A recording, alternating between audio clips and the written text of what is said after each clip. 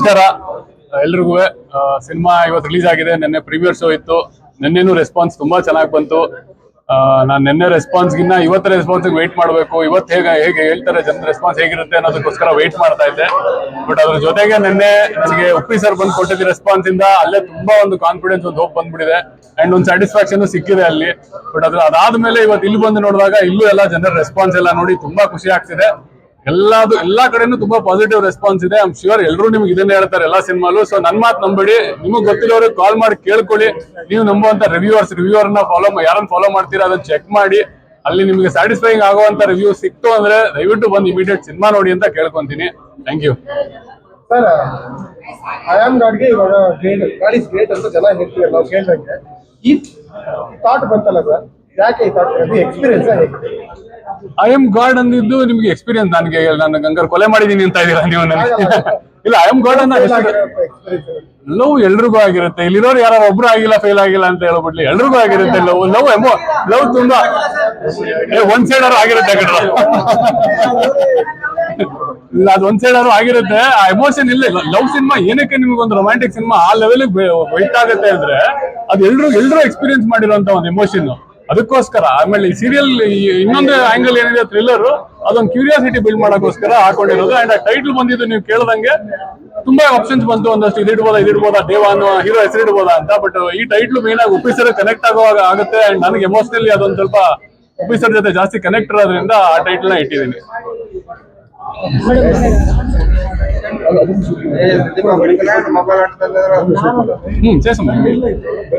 Movie is release.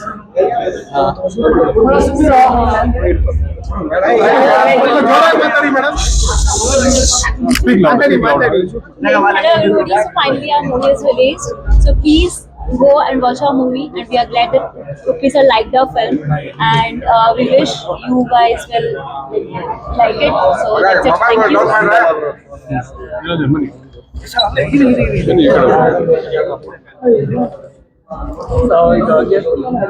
ಎಲ್ಲ camera ನೋಡಿ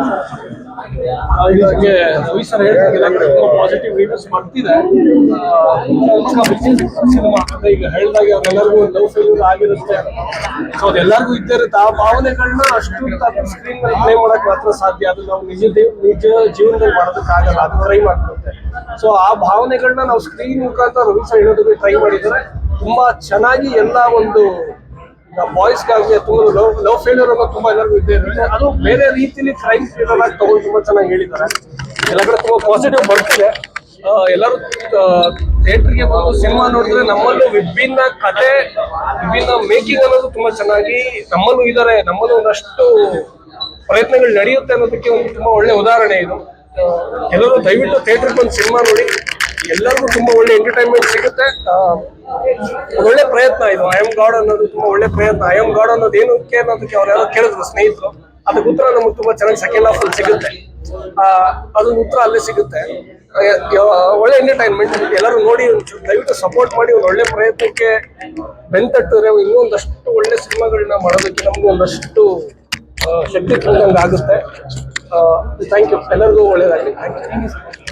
ಇದು ಯಾರ್ದು ಇದು? So I'm happy about it. Have you ever watched Upendra cinema? No, not yet, but I would love to watch. Thank you.